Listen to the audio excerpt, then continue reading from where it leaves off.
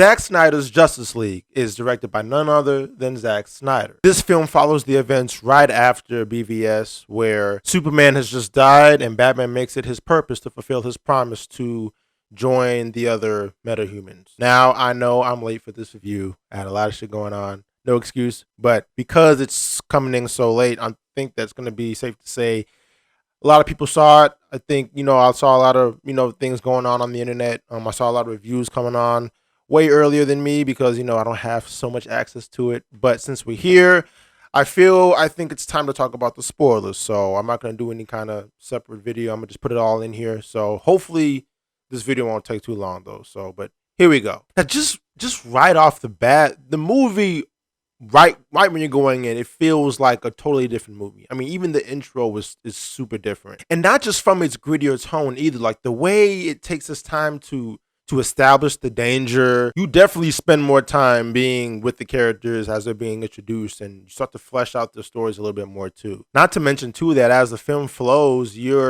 it's like as if, you can really feel the emotional weight of the loss of Superman. Like even with Lois Lane, like you can see her grieving the loss of Superman, and even with his mother, like you can really feel that tragic loss there that happened in the last film. And I didn't say this in the last video either, but I also like that it's somewhat still connecting itself to BVS, like it's its own sequel. Like with when BVS had happened, you can see Man of Steel sort of happening in that movie, as you're following Bruce Wayne, to kind of show you that this is the same kind of universe. This is the same story that Zack is telling with Justice League. It's kind of the same deal in his version. Like it starts off with BVS footage of what happened to Superman, and then it starts to trail off into different aspects of the film where it's like, okay, this is a different film, but I'm still in that same storyline, same time frame of the narrative that Zack is telling. And I think I just bring that up too because when I saw the Justice League, if you want to call it that, it did feel like the biggest complaint for me was that it felt tonally inconsistent. Mostly due to because of the fact that it had a lot of more jokes in there. It was very more lighthearted and stuff. But, just when you have Man of Steel's grittier tone and then you have BVS's grittier tone, and then you just go into this lighter tone, it feels like you're in a whole different universe. Now, when the characters get introduced, the film definitely, spends more time with the three newer characters, them being, Cyborg, Flash, and Aquaman. They also share a little bit more with Wonder Woman's take as well, because I'm assuming that, all of that was supposed to be filmed, before Wonder Woman's movie came out, her solo film, at least I think. And so I think he really wanted to use that, those segments to kind of like flesh her out a little bit more, which I did appreciate actually. And I'm just so happy that this time they don't just feel shoehorned in there, especially Cyborg. Like, oh my God, we're going to get to him in a second. I'm actually surprised that the film was able to, encapsulate all 5 characters, and give them all equal amount of runtime. That's something that I don't really see in a lot of superheroes, even like with Avengers. Like, I think the person who had the most screen, the least amount of screen time was the Hulk. But in this one, everybody has their moment. Everybody has their moment to shine, their moment of background and things like that. Even the ones that we're already familiar with. And I was actually pretty impressed with that, especially Wonder Woman. Man, look, Wonder Woman is officially bae. The way her action was filmed was so different than what we got even in her own solo movie. Like there was just so much badassery happening, like when she's going on that when she's invading that heist scene. And like it was incredible. Like just, there's a lot more, wrist blocking. She's her signature, her trademark. Ding ding ding ding ding ding. There's a lot more of that happening, and she's actually Wonder Woman in this.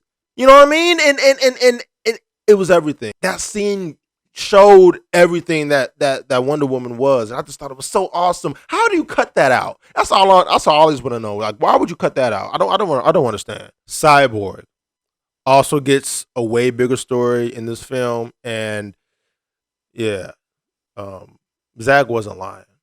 Yeah, Cyborg is the heart and soul, flesh, blood, tears, all of that for this film. He's practically the main character for this film. Cyborg definitely helps push this plot forward, especially knowing that he's essentially linked to the mother boxes, which plays a big deal because he's kind of like his side of things kind of catapults them moving into the idea of bringing Superman back and stuff like that. And I thought it was a terrific way of just kind of showing his importance in there. But man, they give him like, look, I have my opinions on Ray Fisher. I'm not going to talk about him here. But if I was Ray Fisher and I saw the Justice League version, I'd be mad at Joss Whedon too. Okay, because that shit was disrespectful. In his version of the film, he was nobody. He was nothing. He literally was like, "Hi, I'm Cyborg. What do you need?" And it's like, wait, when did you come to grips with all this with that short little speech?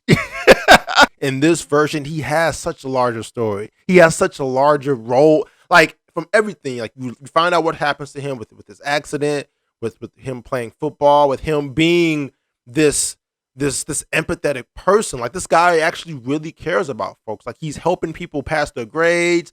I mean, he's on the edge of being expelled or being suspended from school because he's trying to help other people pass. Like the film figures out a way for him to use his digital powers to help folks, kind of like in the Watch Dogs kind of way, but it's more so where he can spy on people and see what they're going through. Like he helps this lady out, who's like going through shit, everything, and kind of puts money in her account digitally.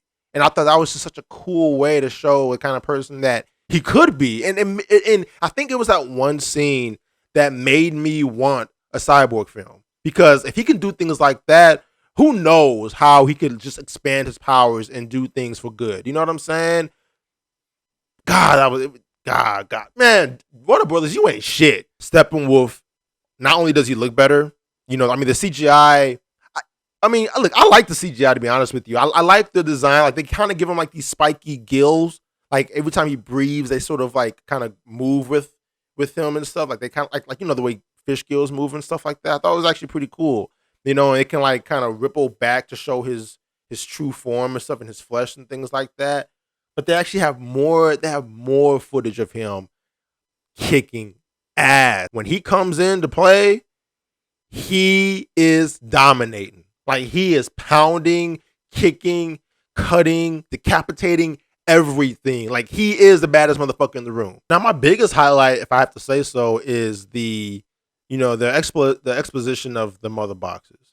Now, before, when I was in the theatrical cut, they talk about them like they're just plot pieces, and you really don't give a fuck about these mother boxes. Like they're like it seems like a very lazy approach. The thing is though, is that you finally know why they're important. Like the stakes on these mother boxes is so high. You get this epic exposition flashback of just what's going on, and it is loaded. Oh my god, it is loaded with Easter eggs. Kind of like the way the Lord of the Rings the way they explain the Ring of Power, where you have like these wars happening. You have the elves, the dwarves, and things like that, and it's kind of like that. And in this sense, it's the same thing. Like you have the lanterns, you have the gods, you have the Amazonians, you have the elves and the dwarves, but they all have united for one common goal, which is to take down Darkseid and separate the mother boxes to protect them.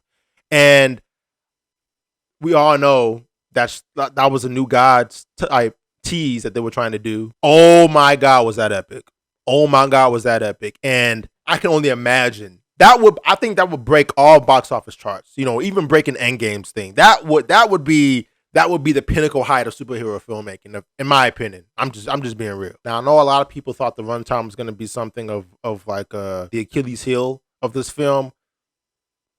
Let me just tell you, thank God for those 4 hours. But what helps these 4 hours is just the pacing, the way it's edited.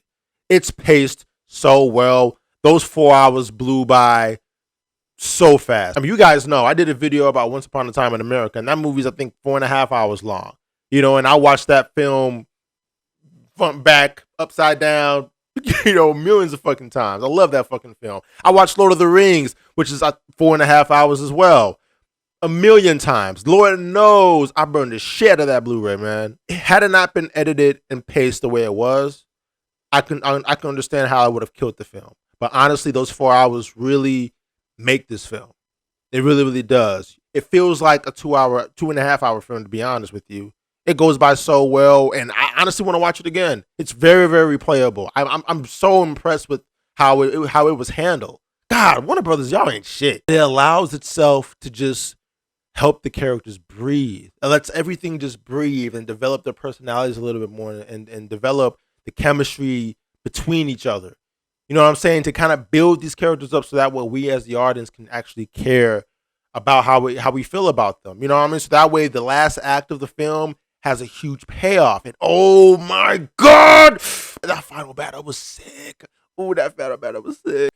Cum buckets! Alfred is doing some things too. Like, he's actually being of use. You know, he has like this, he's kind of like the Lucius Fox, you know, for this Bruce Wayne, this version of it anyways. You know, and he's useful. He's not just, you know, sitting by Bruce's bedside giving lectures. And, you know, the film also uses that R rating to its advantage, man. Like, whoo, this shit is dark and it's violent. It's violent. It's cursing in it. Yeah, man. Leave all that kid shit to Marvel, okay? Because this one ain't for kids, you know. But I think I appreciate this, the fact that it's taking on this darker tone. You know, like we need some darker. We need like a good balance of family friendly, you know, superhero films and some films that adults can just enjoy just for the sake of them being dark and stuff like that. You know, the blood and the cursing and things like that, it doesn't take you out of it at all for it being the superhero films. You know, I like that. I like this idea that people can make a comic book movie that's just not for kids. You know, I mean, not all comic books are for kids anyway. So I don't know where we got into this notion that comic books need to be for kids. Oh, they're only for kids. I never understood that. Like, now it's a bit CGI overload. I can admit that. Like, there are some times where you can see the green screen, and there are some, you know, digital, you know, effects happening that you can really kind of point out if you have a good eye for it. But, you know, look, it's Zack Snyder's film. He directs his films with green screen and all that kind of stuff. Like, people love 300. There's a lot of that kind of stuff in there too. And I don't know why people like to bring this up as like bad. Like, no, all of his movies have CGI overload, like all of them, like more green screen than anything. And I kind of went into this film kind of already expecting that. So it didn't really bother me all that much. Some things are like a little bit unpolished and stuff like that, but not so much to where it takes you out of it. Now, The Flash was also a bit of a miss for me. It's not Barry Allen, the character, that I have a problem with. I think it's just I don't know. I think it's just the casting, and maybe it's just because I haven't seen Ezra Miller's Flash all that much, you know. Like, but I'm not quite sure what Zach's supposed take is supposed to be for Barry Allen. I mean, I was just confused, you know. Like, I think his enthusiasm, you know, it felt more like 18-ish. Maybe it was just his voice. I don't know. I felt like his voice was just a little bit higher than I thought it was supposed to be. You know, you can like put a little more bass in that thing. Like, you know, all the trauma that he goes through. You know, his dad kind of like being in jail and stuff like that. You know, you would think that I would kind of like rub into his personality a little bit more. But once he starts collaborating with the team, I think his chemistry with all of the other characters are just spot on. You know, right when he's like part of the Justice League, things are just flowing, and you know, you actually get a kick out of seeing Flash use his powers and stuff like that. So, you know, like I said, it's not a huge deal. But you know, he did a good job, especially like his moment to shine moments. Man, like, talk about jaw dropping. Man, I don't know. I can't believe Warner Brothers said no to this, man. I'm appalled and I'm disappointed. Like, how do you fuck this up, bro? How do you say no to this? To this? Like, I can understand people's objective. You may not like everything Zack Snyder does, but to this? Come on, bro. This was epic as fuck. I'm officially on board to campaigning for all of the director cuts of the world, okay? Because I'm sorry, the studio, y'all took something from us. You really, really did. Had it not been for the internet, they would have burned this whole thing to hell. I think it's at the top of my list of some of my favorite superhero films. Quite honestly, I think it's up there with the Avengers films. I mean, shit. I was telling my friend the other day, and he looked at me like, what? I liked it better than Endgame. I did. And Endgame is raw. But I love this over Endgame. So for that, I'm going to give it a 9.5 out of 10. It's damn good, guys. It's damn good. And you know what?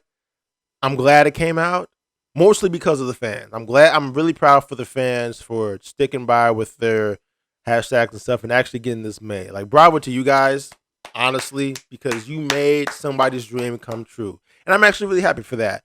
But moreover than that, I'm glad that I had the chance to see Zack Snyder's vision come to light, me watch it, and me actually enjoy it. Like, man, talk about a major disappointment in a major waste of time had this movie came out and we all just shitting on it. Like, if it was just sucked. Like, if we said, look, Justice League sucked, this version sucks, man, his career would have tanked. But I'm really glad things are working out for him, man. I mean, it's getting reviews right now, and I loved it. I'm gonna watch it again for sure. Oh yeah, I'm watching it again after this. Congrats to Zack Snyder again, and man, bravo to you, man. I'm looking forward to your next film for sure. You know, I really hope you get a sequel for this. We need a sequel. Oh my God, those epilogues, bro. Martian Manhunter, you gonna bring him in here? You gonna just let us just not fulfill that?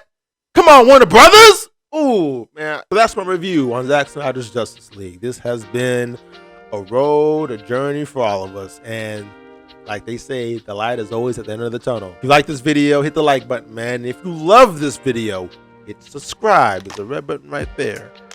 And I'll see you soon. Okay? Peace.